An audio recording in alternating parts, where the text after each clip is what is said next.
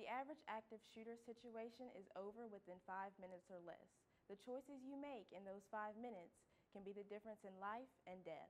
I found out about Winthrop's new active shooter protocol. Run. Your first priority is to get away, escape that area, run as far away as you can, and keep running till you're in a safe area. Hide. We want you to strategically find an area, whether it's an empty classroom, an empty office, maybe an empty closet. Fight. We've hidden, we've barricaded ourselves in. If someone is able to make it in there, then your only resort at that time, if you can't escape, is to take that subject out. As Winthrop students filed into their classes for the new semester, many immediately took notice of this bold flyer stating what to do in an active shooter situation. Wondering to myself, has this always been a policy? Has this always been a part of Winthrop's safety procedures? But I was definitely shocked to see that, but I was also glad that they do recognize that this is a potential threat. Lieutenant Yearta says that Winthrop police are well trained to handle such situations. The Winthrop Police Department in an active shooter situation is going to respond lights and sirens, full throttle. We're going to be the first ones there.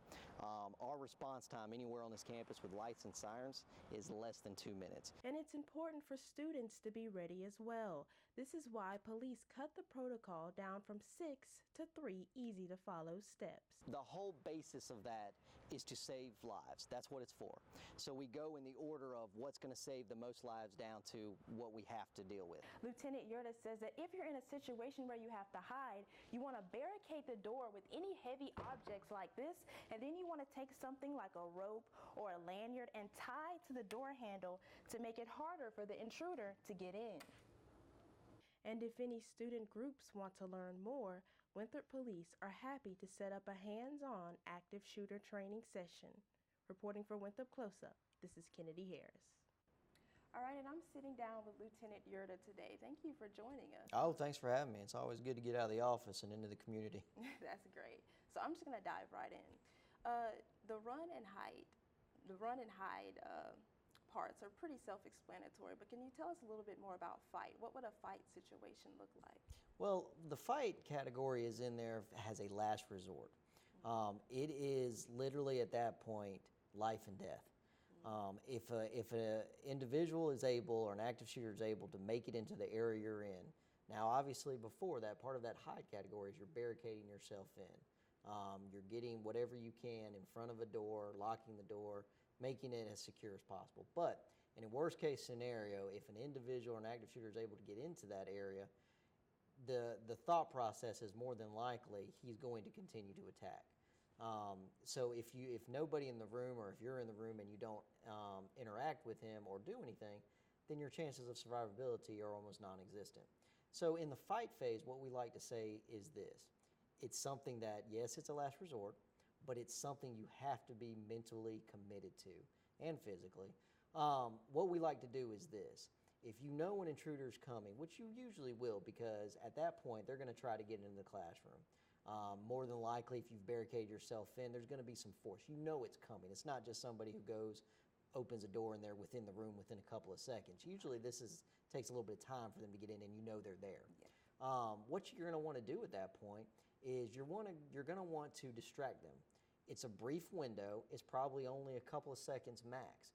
But if we all have cell phones, if we have computers, if we have pens, whatever we have in our hand, you know, if there's a stapler over here or a tape dispenser, whatever we have available to us, if when an individual or an active shooter walks into that classroom for that brief moment, they're going to be a little bit new to the situation. You know, even though classrooms look similar, they're going to have to, you know, scan and see what's going on and what's inside that classroom. Yeah. That is your window of opportunity to where if you can take whatever you have and throw it at their facial area, if you land some good secure hits in there, it's going to throw them off their A game. They're going to have to step back, collect their thoughts, and then continue with their action. The theory behind it is the same thing when we do DUI testing. We ask people to do multiple things and distract their attention, which if you're under the influence of alcohol, you know, you can't complete because your pattern is for lack of a better word, your pattern is off your game. The same thing applies with that active shooter in that fight situation. If we throw something at their face, they have to regain their thoughts.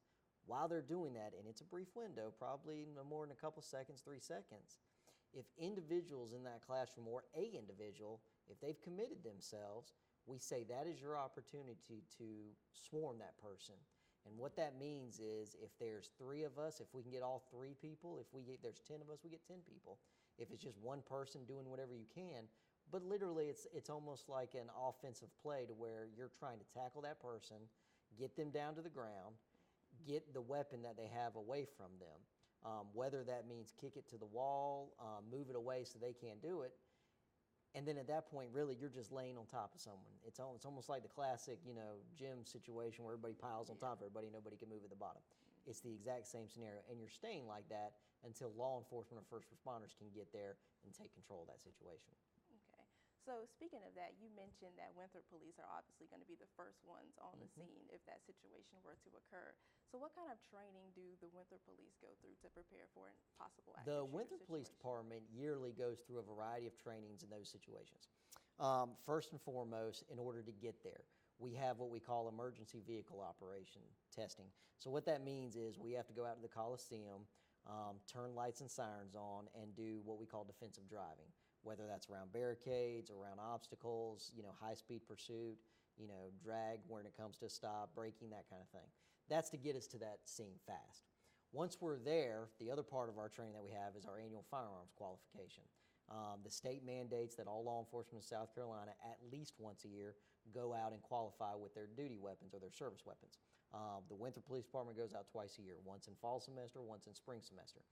Part of that training is not only with our handguns, but also with our patrol rifles, the long rifles we have in our cars. While we're out there, we will do what we call active shooter training. We will take stances, we will create scenarios that would mimic an active shooter situation, and we'll actually fire our firearms during that live firing. The other half of that is we do generalized active shooter training within a building. So what that means is we'll pick a building, usually during summer when no students are less likely that students are around, and we will actually train on that building saying, okay, these are the external entrances. This is, how we would get into a building. This is our path of what we could see. No active shooter situation is alike. Even if the same active shooter incident happened 20 times in the same building within a month, they would all be different. So an active shooter could go into different parts of the building, different areas, could find different things, and our response would also be different every single time. The major part that we try to play out with our officers is just letting them understand that, honestly, this is an evolving situation. It's something that they're going to have to adapt to as we respond, but to give them the basic foundation of what they need to get there. The defensive driving, the actual firearms, and then the actual thinking through an active shooter scenario and going through a building. Okay. So the police are trained, the Winthrop staff and faculty are trained. Is there any way that students can receive some type of training? Absolutely. The training that we offer is open to anybody. We usually will go to, if anybody asks us to do the training, we'll of course set up an area that we can do it. Usually what it is we like to call it a two-pronged process. So the first prong being that we sit people down in some kind of classroom environment. We do a PowerPoint with them, kind of explaining what an active shooter situation is, what our response is going to be, and more importantly, what we expect the student or the faculty staff member involved to do. The second part of that, depending on which group it is we will actually go to, if it's an office area that they work in, if it's a common classroom area or common area that a lot of people are in, we'll go there and actually do hands-on training with them and mimic or practice an active shooter scenario. The most recent one we just did was actually for the DeGiorgio Campus Center and their staff. And we actually went through an active shooter situation. We took them through classrooms, showed how to barricade themselves in, showed that whole effect of throwing, items at someone's face to, get them off their A game. We went through that whole scenario with them, and all the feedback we got from them was real positive, and that it actually helped them think through. A lot of this planning or a lot of the training that we give and the planning that we do, it's one-sided. And what I mean by that is, yes, we're going to be prepared, but more importantly, we need y'all to be prepared. We need the students, the faculty, staff to be prepared. Right. And a lot of that has to do with a mental plan of action. You know, we don't want to scare people into thinking it's an unsafe campus, but we do want them to be prepared for, you know, possible situations that could occur. So when we do this training, we always tell people over and over, you know, you're in the buildings a lot more than we are. Y'all are in that same classroom for a classroom, or the faculty staff members in their office all the time. We may not be. When you're there, just think about, hey, if something happened, almost like a fire, you know, if there's a fire drill, how would I get out this building? Where are the exits? If I couldn't get out, where could I go? That kind of thing. We like that for them to have a mental plan of action before they need it. All right, well, thank you for joining us today. No problem. Thank you. And thank you guys for watching Winthrop Close Up.